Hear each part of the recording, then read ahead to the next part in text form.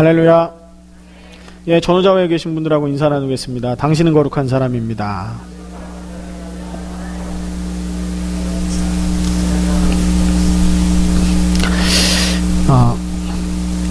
아침에 이제 1부 예배를 드리고 이제 2부 예배 때 이제 또 이렇게 말씀을 전하는데, 이 같은 말씀을 반복한다는 게 이게 좋은 것 같으면서도 좀 힘들 때도 있어요. 같은 말씀이 늘 같은 말씀이 아닌 경우도 있고 어려울 때가 있습니다. 분명한 거는 한 번 더 제가 이 말씀을 통해서 제 스스로를 생각해보고 되돌아보게 된다는데, 그거 하나가 좋은 것 같고요. 나머지는 사실 힘들어요.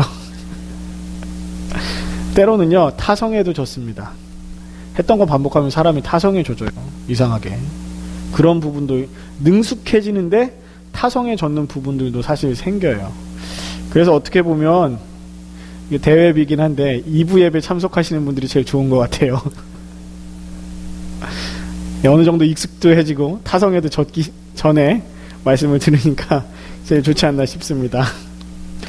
제가 이제 처음 목사 안수를 받고 처음으로 부임하게 됐던 교회는 종로에 보면 종로 끝자락에, 서울 종로 끝자락에 동대문이 있고, 그 동대문 맞은편에 낙산이라는 산이 있습니다.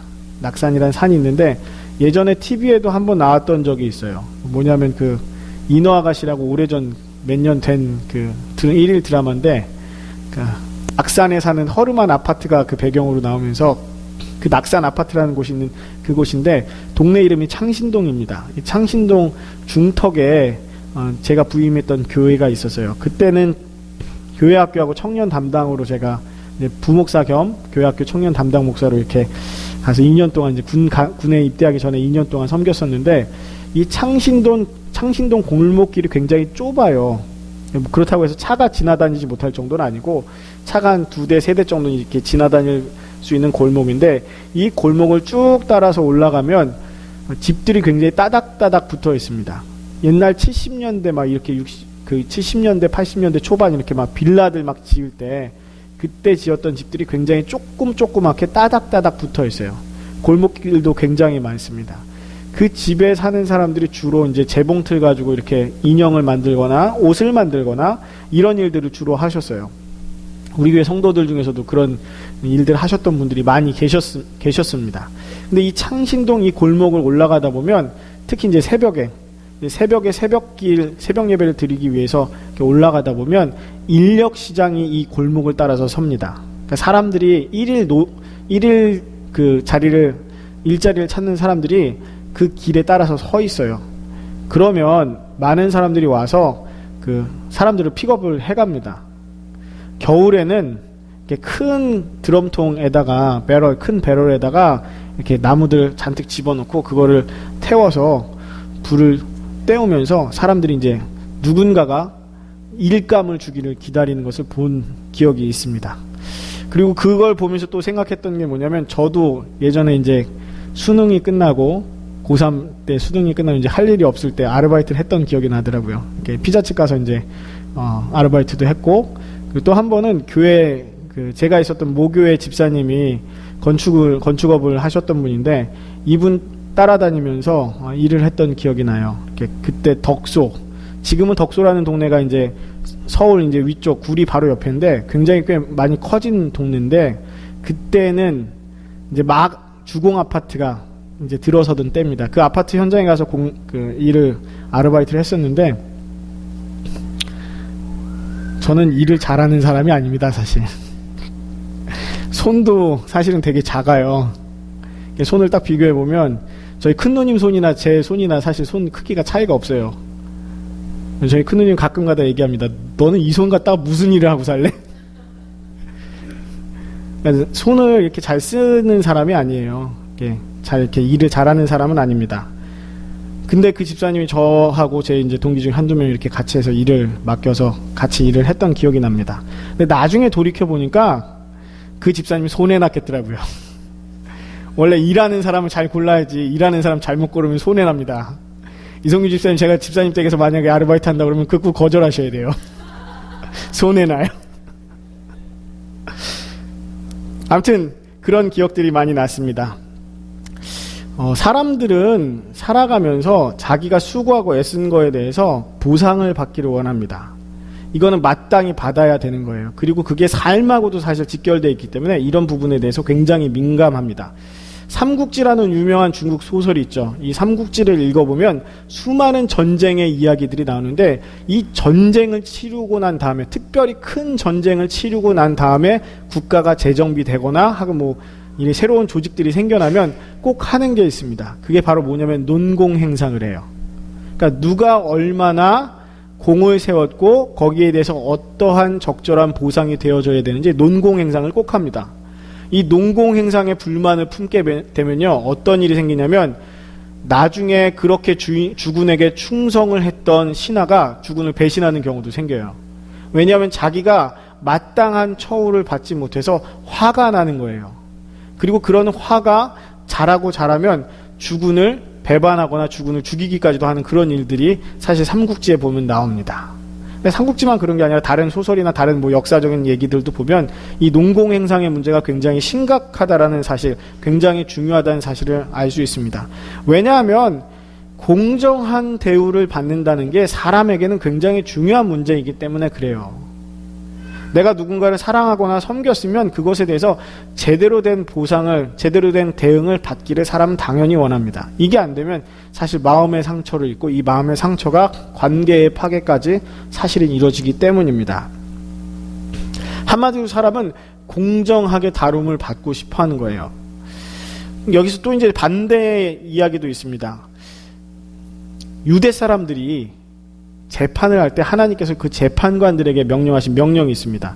레위기 19장 15절 말씀을 보면 이런 말씀이 있어요. 너희는 재판할 때에 불의를 행하지 말며 가난한 자의 편을 들지 말며 세력 있는 자라고 두둔하지 말고 공의로 사람을 재판할지며 라는 말씀이 있습니다. 이 얘기가 무슨 얘기인가 하니까 재판관이 재판을 할 때는 가난한 사람, 힘없는 사람이라고 해서 그 사람을 불쌍히 여겨서 그 사람 편 들어주면 안 된대요. 여러분 어떻게 생각하세요? 가난하고 연약한 사람이니까 편들어줘야 되지 않나요? 근데 그렇게 하지 말래요. 또 반대로 세력 있고 돈 있고 힘 있는 사람이라고 해서 그 사람을 두둔하지도 말라고 합니다. 공정하게 재판석에서는 그 사람의 신분과 배경과는 상관없이 그 사람의 죄의 문제에 대해서, 그 사람에게 걸려있는 문제에 대해서 공정하게 재판해야 된다고 하나님이 말씀하신 거예요. 공정하게 다루라는 얘기예요. 이거는 보상의 문제와는 또 다른 공정함이죠. 이런 예도 듭니다. 예를 들어서 왕과 고아가 함께 재판석에 나왔어요. 이 왕하고 고아하고 싸울 일이 없겠지만 싸울 일이 생긴 거예요. 그래서 이게 해결이 안 되니까 재판 중에 나왔습니다. 만약에 이런 경우에 왕이 자리에 앉았어요. 나는 자리에 앉아서 재판을 받겠다고 자리에 앉았어요. 그러면 재판관은 마땅히 이 고아에게도 자리에 앉도록 해줘야 된다는 거예요. 왕은 자리에 앉고 고아는 서 있는 이런 재판의 풍경은 하나님께서 용납하시지 않는다라고 얘기했습니다. 반대로 고아가 앉아있고 왕이 서 있으면 같이 세울 수도 있어야 된다는 거예요. 재판석에서의 그 공정함은 그렇게 얘기합니다. 이런 공정함의 문제는 사실 굉장히 중요합니다. 공정하게 다뤄지는 것. 이게 굉장히 중요한 문제예요. 오늘 본문 말씀은 천국에 관한 말씀입니다. 천국은 마치라고 하면서 마태복음 13장에서 얘기했던 천국의 비유를 다시 한번 여기서 얘기하는 듯이 천국에 대해서 설명을 해주고 계십니다. 그러면서 천국은 마치 품꾼을 얻어 포도원에 들여보내려고 이른 아침에 나간 집주인과 같다라고 말씀을 시작합니다. 자, 이 집주인이 뭘 했냐면 하루에 한 데나리온으로 사람을 뽑아서 쓰려고 했습니다. 이 포도원이 굉장히 컸었나 봐요. 그리고 이 포도원 배경이 사실은 성경 말씀에 계속 나오는데 그들의 삶에서 포도원 배경은 굉장히 익숙한 배경입니다. 포도원 주인이라고 하면 이 사람들의 머릿속에서는 어떤 사람인지 대충 그림이 나오는 거예요. 그리고 이 포도원 주인이 사람을 선택해서 일꾼을 선택하려고 나갔다라고 하면 그 시장통에 나간 그림이 머릿속에 싹 그려집니다. 마치 제가 인력시장 하면 그 창신동 골목에서 일감을 주기를 기다렸던 그 사람들을 기억하는 것처럼 예수님이 이 말씀을 하실 때 이 포도원 비유와 포도원에 일하러 들어가야 되는 사람들 또 그리고 그들을 택하러 간 주인의 얘기를 했을 때 이 사람들은 그냥 그림이 그려지는 거예요. 이 그림이 뭐냐면 그들의 삶을 대변하는 겁니다. 그들의 삶의 자리예요. 마치 여러분 텍사스 딱 와서 하면 텍사스 하면 딱 기억나거나 떠오르는 것들이 있잖아요. 뭐가 제일 유명하고 뭐가 제일 이렇게 일반적인 삶이신가요? 평평한 거, 산이 없는 거, 산이 없고 날씨도 그렇고 물도 없고 그 넓은 초원, 해가 지는 모습을 볼 수 있는, 산에 걸리지 않고 해가 지는 모습을 볼 수 있는, 이거는 그 모습을 못 본 사람은 이해를 못해요. 근데 이 동네 사람은 다 압니다. 이 동네 사람은 다 알아요. 자, 커다란 포도원을 가지고 있는 주인이 일꾼을 택하러 갔습니다. 포도원에 일꾼이 많이 필요했어요. 그런데 인력시장에 나가보니까 일할 만한 사람들이 있어서 그 사람들을 데리고 왔습니다. 아침 6시에 데리고 왔어요. 아침 6시. 성경에는 6시란 표현이 없지만 성경에서 그 다음에 제9시에 다시 한번 주인이 나갔다라고 하는데 3시에 나갔다고 하는데 이 3시는 우리 시간으로 치면 9시입니다. 6시에 처음 나가서 사람들을 택하고 일손이 부족했는지 9시에도 사람을 택하러 나갔어요. 그래서 사람들 또 불러왔습니다. 사람이 또 부족했는지 12시에도 나와가지고 이 인력시장에서 사람들을 또 데리고 갔어요. 그때까지 놀고 있는 사람들이 많이 있었습니다. 그리고 나서 오후 3시에 나와서 또 사람들을 데리고 갔습니다. 마지막으로 오후 5시, 일 끝나기 1시간 전에 나가서 시장에 가봤더니 또 사람들이 또 있는 거예요. 이때는 이 주인이 한번 물어봅니다. 야, 너희는 왜 아직도 여기서 놀고 있냐? 아직도 종일토록 놀고 있느냐라고 얘기를 물어봅니다. 여러분 한번 생각을 해보세요. 이 사람들이 남아있고 싶어서 남아있었나요? 이 사람들이 왜 거기 남아있었겠습니까? 이 사람들은 뭐하는 사람들이길래 하루 종일 그렇게 놀고 있을까요? 여러분 이 사람들이 마음이 편했을까요? 편하지 않았을까요? 하루 먹고 하루 사는 사람들이에요. 편할 리가 없습니다.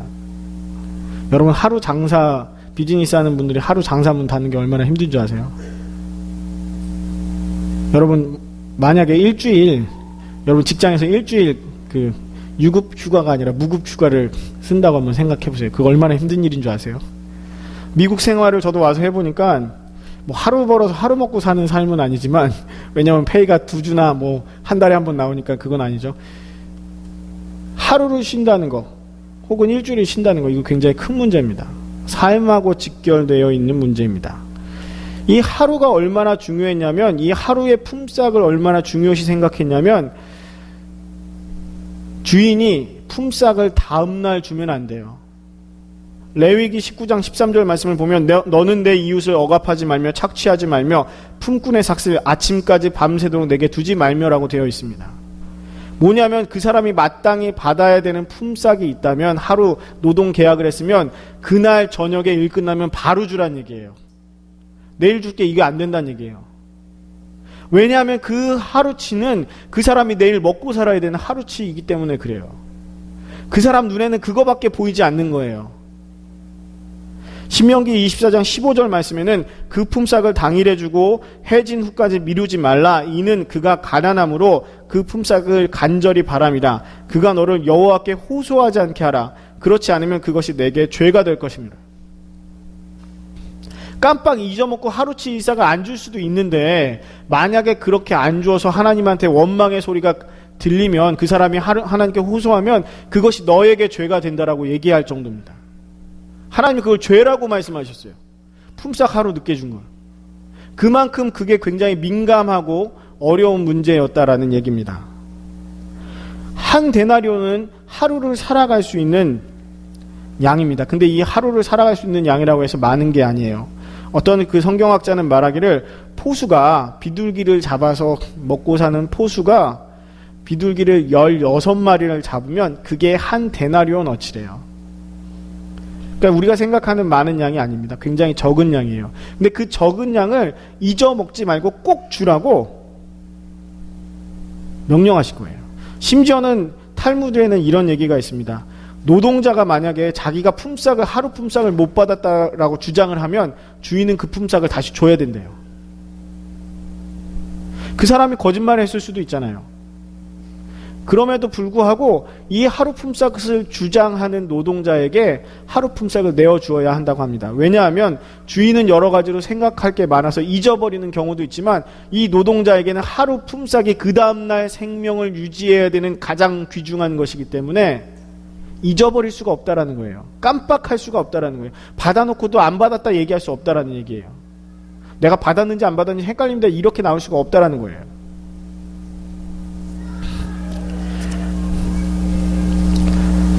이 중요한 한 데나리온을 가지고 주인이 얘기를 하는 겁니다. 자, 우리 포도원에 와서 일해라.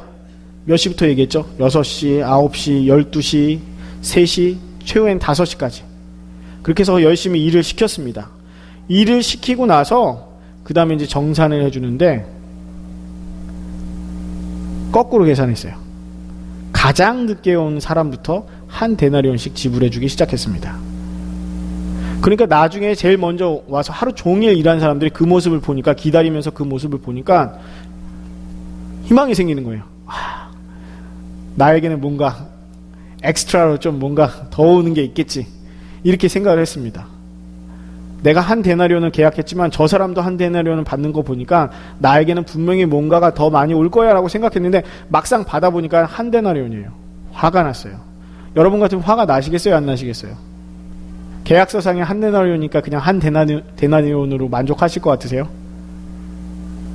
하루 종일 수고한 거하고 계약서상에 그렇게 쓴 거하고 그렇다고 해서 그게 납득이 됩니까?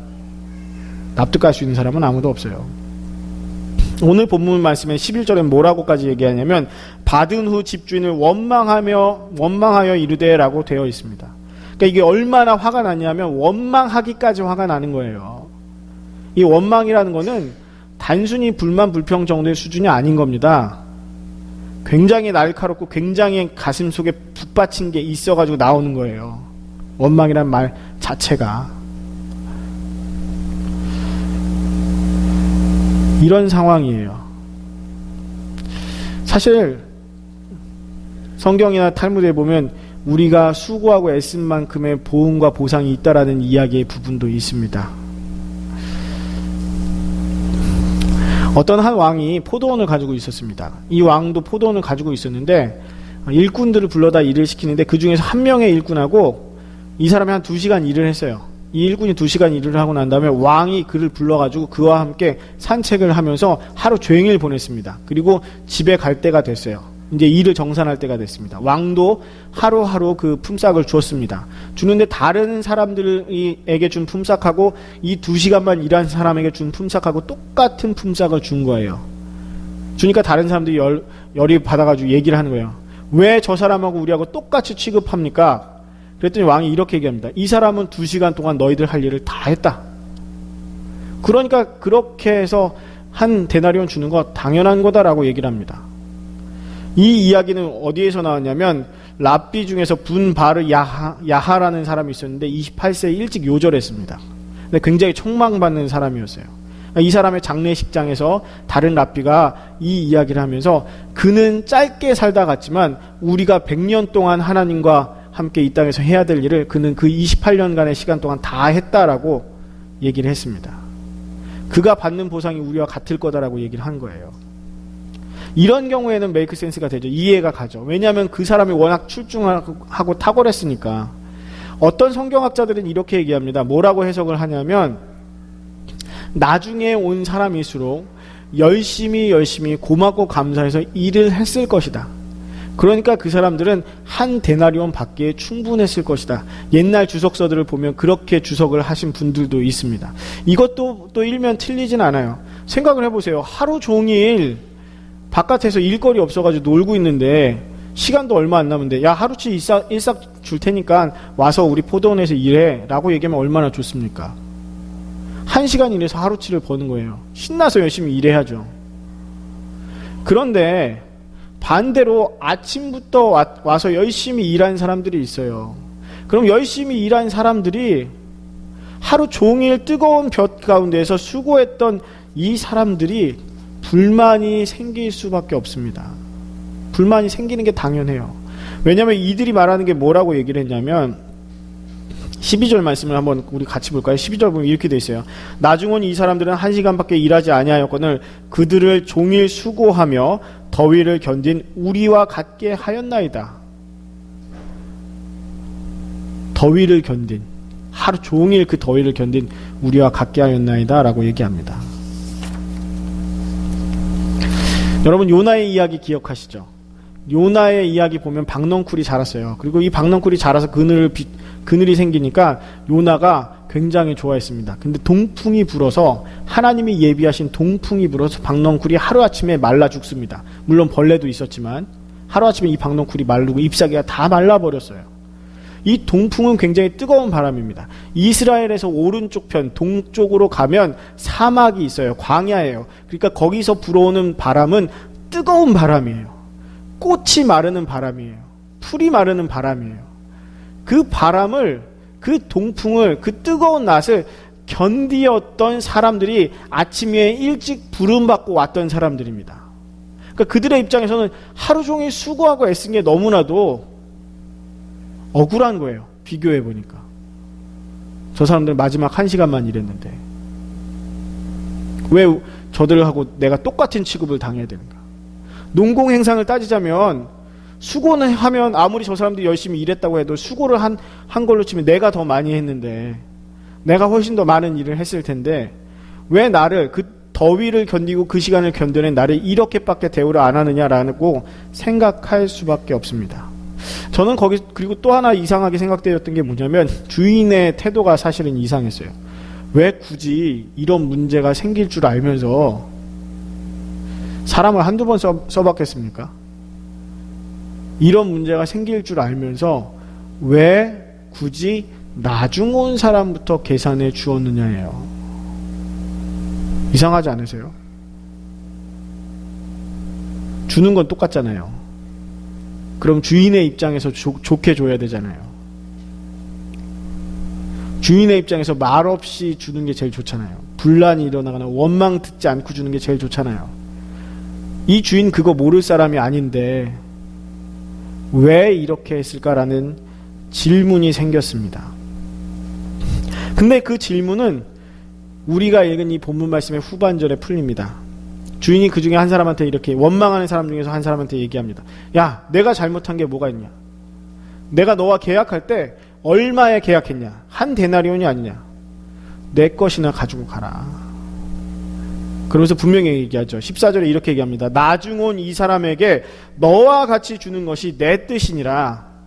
이게 주인의 의도였어요. 주인이 품꾼이 더 많이 필요해서 일할 사람이 없어서 그 일할 사람을 채우려고 사람을 부른 게 아니라는 얘기예요. 그 일은 내일 다른 사람이 하루 종일 해도 되는 일이에요. 그런데 굳이 오늘 다른 사람을 불러다가 그 자리를 채워서 일을 시킨 겁니다.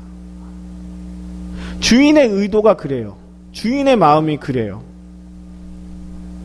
그리고 주인 또 이렇게 얘기합니다. 내 것을 가지고 내 뜻대로 할 것이 아니냐? 내가 선함으로 내가 악하게 보느냐? 이게 주인이 한 말입니다. 오늘 일부 예배 때 우리 목사님하고 전도사님에게 그런 걸 물어봤습니다. 여러분, 천국에서 다른 성도들하고 똑같이 취급받으면 좋으세요? 네라고 대답을 하셨어요, 사실. 여러분, 우리가 천국에 갈 때 천국에서 다 똑같은 자리에 있다라고 생각하십니까? 이런 얘기 많이 들어보시지 않으셨어요? 개털모자? 천국에 가서 누구는 개털모자 쓰고 누구는 면류관 쓰고 이런 얘기 들어보신 적 있죠? 그러니까 개털모자 쓰지 않도록 가서 열심히 전도하고 열심히 교회 섬기고 열심히 봉사하고 열심히 헌금 생활합시다. 하늘나라에 면류관을 써야 될 거 아닙니까? 가서 개털모자 쓰면 어떡합니까? 이런 얘기들 많이 들으셨을 거예요. 천국 안에서 어떤 보상을 받을지 사실 우리는 알지 못합니다. 분명히 주님께서는 우리가 살아온 삶으로 그 공력을 시험하셔서 하나님께서 남겨두시는 것, 불시험을 통과해서 남는 것들만을 하나님이 받으신다라고 말씀은 하셨어요. 성경에도 다른 곳에도 나와요. 그런데 개털모자와 면류관에 관한 얘기는 사실 나오진 않습니다. 만약 여러분이 어렸을 때부터 믿고 젊었을 때부터 주님을 믿고 그 다음에 주님께 충성을 하고 애쓰고 수고하고 열심히 하나님 앞에서 신앙생활을 했어요. 이 말씀을 지키느라고 고통과 어려움도 당했어요. 여러분들 헌금 생활 하시느라고 다른 사람들은 재밌게 놀 수 있는 것들도 여러분 절제하면서 살았어요. 여러분들 하고 싶은 대로 할 수 있는 것들을 하나님의 말씀 때문에 그렇게 하지 못하고 살았습니다.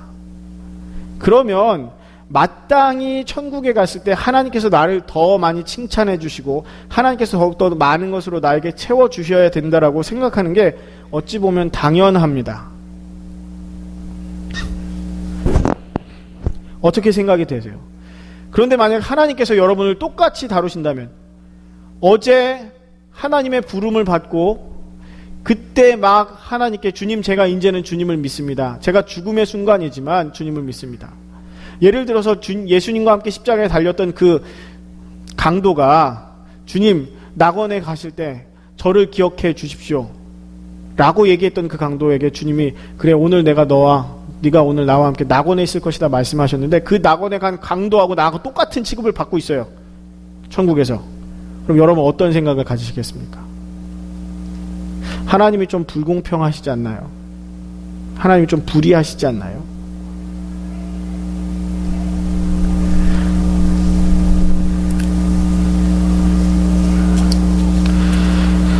천국이 그렇다는 거예요. 오늘 본문 말씀의 천국은 그 포도원에 나간 집 주인과 같다라는 거예요. 그 포도원 주인과 같다는 거예요. 그 일꾼을 선택하러 간 그 포도원 주인과 같은 것이 바로 천국이라는 거예요.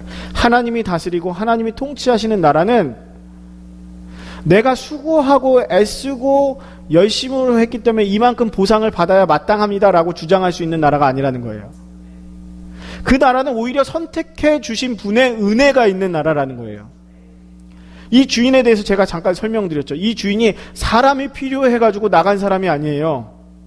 많은 일꾼을 들여서 그날 감당해야 될 일들이 있었다면 계산 다 하고 아침에 싹 다 긁어 모아가지고 가서 일 시켰을 겁니다. 근데 그렇지 않았어요. 계속해서 시장통을 나가서 인력시장에 나가서 노는 사람이 있나 없나를 살폈습니다. 왜냐하면 그 주인은 자기가 가진 것은 넉넉하지만 하루 먹고 하루 벌어서 하루 먹고 사는 사람들에게 그 하루의 일이 얼마나 중요한지 아는 겁니다. 가장이 돼가지고 자녀들을 또 아내를 혹은 배우자를 먹여 살려야 되는데 하루에 일거리가 없어서 굶는 사람들, 그 일을 기다리는 사람들의 마음을 아는 거예요. 그래서 그 사람들에게 은혜를 베풀러 나간 거예요. 포도원에 일꾼이 필요해서 나간 게 아닙니다. 자기 포도원이 얼마나 더 잘 돼야 되나 이것 때문에 나간 주인이 아니에요. 내 이웃들을 생각해서 그 이웃들의 삶을 지켜주기 위해서 나간 사람입니다. 그러니까 한 데나리온이면 족한 거예요. 아침에 일찍 부름받았죠. 아침에 일찍 부름받아서 일하다 보니까 뜨거운 바람도 불고 막 지치고 힘들어요. 그 노동 시간이 기니까 얼마나 힘들겠습니까? 여름 때 텍사스에서 밖에 걸어다니는 사람 거의 없잖아요. 다 저기 건물 안에 숨어 있죠. 그렇게 해야지 살아남죠. 안 그러면 어떻게 살아남아요? 근데 그 바깥 포도원에서 일하면서 그들이 얼마나 힘들었겠어요. 그런데 그들은 아침에 부름받았잖아요. 일찍 부름받았잖아요. 그러니까 품삯이 있다라는 걸 알잖아요. 계약을 했으니까. 그러면 그날을 걱정하면서 일했을까요? 힘들어도 저녁에 받을 그 품삯을 기대하면서 일했을 겁니다.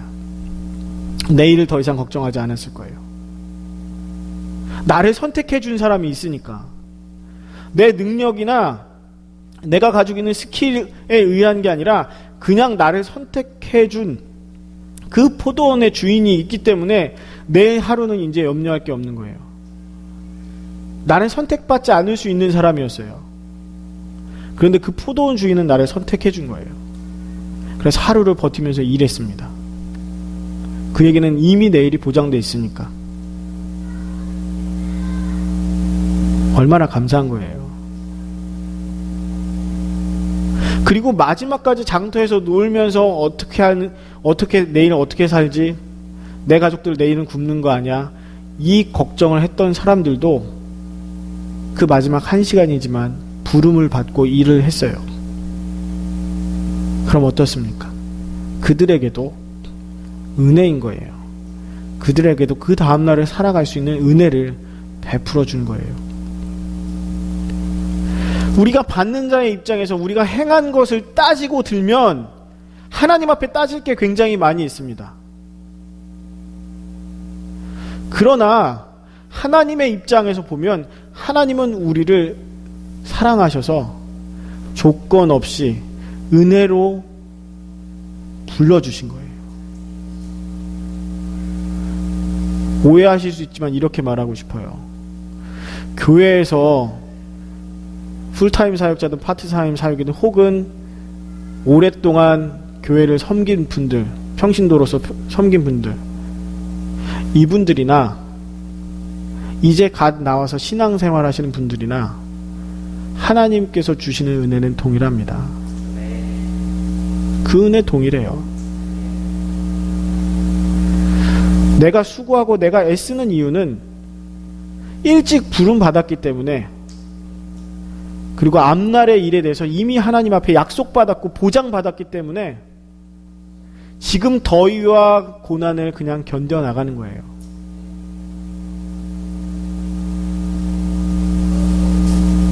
얼마 전에 유재경 원사님 그 자부 되시는 분이 돌아가셨는데 예전에 우리 교회도 나오셨다라고 얘기는 들었어요. 근데 지금 다른 교회 이제 마지막으로 이제 목사님이 이렇게 다시 한번 복음 증거하시고 다시 한번 이제 영접 이렇게 재확인하시고 평안히 가셨는데, 저도 그 장례식장에는 잠깐 갔다 왔습니다. 장례 예배 드리고 왔는데 많은 분들이 이런 얘기들을 해요. 그런 장례식장들에 갔다 오면 그래도 하나님을 만나고 예수님을 영접하고 갔으니까 됐다라고 얘기합니다. 사실은 그거면 진짜 충분한 거예요. 그렇다고 해서 평생을 마음대로 살라는 거 아닙니다. 마음대로 사는 것 같지만 그게 불안한 삶인 거예요. 미래의 삶이 없으니까. 주인은 부르려고 나갔습니다. 미리 성도된 이들은 미리 부름 받은 거예요. 그리고 그 은혜 때문에 오늘 하루를 살아가는 겁니다. 사도 바울은 이렇게 얘기합니다. 내가 얼마나 고난 받았는지 아냐. 40에 하나를 가마매를 여러 번 맞았고, 또 강도도 당했고, 또 그리고 배가 난파한 것도 당했고, 감옥에도 갇혔고, 그리고 비난도 받았고, 또 나를 죽이려는 사람들이 결심하고 나를 쫓아오기도 하고, 이런 위험들을 바울은 견뎌냈다라고 얘기합니다. 그런데 그렇게 위험을 견뎌낸 바울이 내가 하늘나라의 보상을 너희들보다 훨씬 더 많이 받을 거다? 이런 얘기는 안 합니다. 그냥 내게 주실 상급을 향해서 나아간다라고 얘기합니다. 그 상급이 똑같이 한 데나리온이면 바울은 그거 인정할 거예요. 왠 줄 아세요? 불러주셔서 감사한 거예요. 그의 인생의 그 시기에 젊은 시절에 불러주신 것 자체가 감사한 거예요. 그래서 그는 그 고난을 이겨나가는 겁니다. 여러분은 아침에 부름 받으셨습니까? 아니면 5시에 부름 받으셨습니까? 언제 부름 받으신 건가요? 저는 알지 못합니다. 저는 어렸을 때부터 신앙 생활을 시작했고 부모님 따라서 이제 교회를 다니면서 이제 목사가 되기로 생각하고 목사가 됐습니다. 그런데 하나님께서 사랑하실 때는 똑같이 사랑하시는 거예요. 그렇게 어린 시절 부름받은 저나 아니면 나이가 지긋해서 혹은 하나님 앞에 정말 목숨이 간당간당해서 하나님 앞에 가야 될 그 시기에 부름받은 사람이나 그 부름의 은혜는 동일한 거예요. 주시는 영생의 복은 똑같습니다. 근데 우리는 주로 얼마나 더 많은 것들을 얻을 수 있느냐에 사실은 초점이 맞춰져 있는 거예요. 얼마나 내가 더 많은 것들을 천국 가서 누릴 수 있느냐. 24평 아파트가 아니라 뭐 100평짜리 집을, 조그만 소형차가 아니라 아주 큰 대형 세단을, 천국 가서 그거 누릴 걸 생각하는 거예요. 그러니까 오늘 내게 주신 이 일을 마치고 나서도 기쁨과 감사가 아니라 하나님에 대한 불만과 원망이 사실은 나오게 되는 겁니다. 네, 여러분, 그 주인은 한 데나리온의 은혜를 준비했어요. 빨리 부르든 늦게 부르든 그건 주인 마음이에요. 그 인력 시장에 나가서 그 놀고 있는 사람들을 선택하는 분의 마음입니다. 로마서 9장 15절에서 24절에는 토기장이와 그릇의 문제에 대해서 바울이 한번 얘기를 합니다. 어떤 토기장이가 진흙 한 덩이를 가지고 그릇을 만드는데 귀하게 쓸 그릇 아니면 귀하게 쓰지 않을 그릇, 천하게 막 쓸 그릇, 이 그릇을 만드는데 누가 이 토기장이더러 왜 나를 이렇게 만들었느냐라고 말할 그릇이 어디 있겠느냐라고 얘기합니다. 그러면서 사도 바울은 그 끝에 이렇게 얘기합니다. 이 그릇은 우리니 곧 유대인 중에서뿐 아니라 이방인 중에서도 부르신 자니라. 그 부름이 일렀던 혹은 늦었던 혹은 귀했던 혹은 천하게 쓰이는 걸로 불렀던 하나님이 부르셨으면 그것이 바로 우리가 감당해야 될 몫이라는 거예요. 우리 교회도 마찬가지입니다. 교회에 새로 오는 분들도 있고 교회를 오랫동안 지키시는 분들도 있습니다. 저처럼 온 지 얼마 안 되는 사람도 있어요. 그러나 이 교회에서 하나님이 주시고자 하시는 은혜는 똑같아요. 다르지 않아요. 여기에 왔다 가야 되는 유학생 형제 자매들이나 혹은 여기서 살아야 되는 여러분이나 혹은 다른 교회를 다니다 왔거나 혹은 다른 교회로 갈 이들이나 상관없어요. 하나님께서 이 교회를 통해서 주시고자 하시는 은혜는 다르지 않습니다. 기본적으로 한 데나리온의 은혜가 모두에게 다 있는 거예요. 그리고 그 은혜를 누리며 사느냐 못 사느냐는 이 한 데나리온의 은혜를 주시는 하나님과 내가 얼마나 친밀하게 하나님의 그 은혜를 어떻게 이해하고 파악하느냐예요.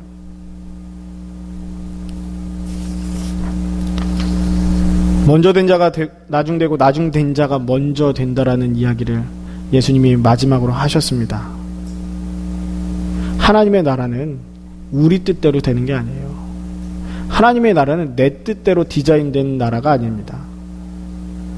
여기가 진정 하나님의 나라라면 그것은 목사인 제가 말하는 대로 디자인되는 게 꼭 하나님의 뜻은 아니에요. 한 데나리온 주신 그 하나님의 은혜를 누리는 게 바로 그 나라의 뜻입니다. 설교를 준비하고 그러면서 사실 약간은 걱정됐어요. 왜냐하면 오해하시는 분들도 생기거든요. 그럼 목사님 저는 좀 쉬겠습니다. 저는 좀 이거 다 내려놓고 좀 쉬다가 나중에 할래요. 혹은 목사님 제가 하나님 앞에 가기 전에 부를 테니까 그때 오세요. 뭐 이러는 분들도 생길까봐 살짝 걱정은 사실 돼요. 그런데 뭐 어떻게 해요. 주시는 말씀이 이거니까 일단은 이 말씀을 전해야죠. 하나님이 주시는 그 한 데나리온의 은혜를 먼저 생각하십시오. 그리고 하나님께서 그 한 데나리온의 은혜를 여러분에게 예수 그리스도를 통해서 오늘 주셨습니다. 그 은혜로 살아가시는 이번 주가 되시길 주님의 이름으로 축원합니다. 기도하겠습니다.